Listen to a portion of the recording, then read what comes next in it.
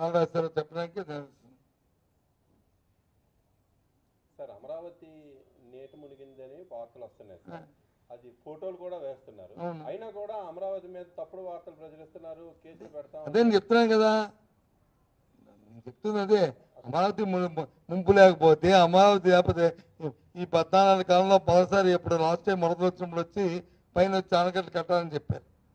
ఎందుకు? అవి ముంపు అయిపోతుందని. తర్వాత దాని గురించి మర్చిపోయారు. మళ్ళీ ఇప్పుడు మళ్ళీ ఆనకట్ట కట్ట ఎందుకు కట్టాలంటున్నారు? ముంపు లేకపోతే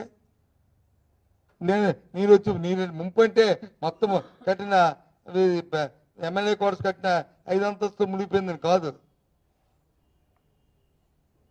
అక్కడికి వెళ్ళడానికి వీలు లేకుండా మొత్తం అంతా నీరు వచ్చేసింది, అడుగు 2 అడుగులు 3 అడుగులు 4 అడుగులు లోతుతో ముంపు అయిందని అని చెప్పడం.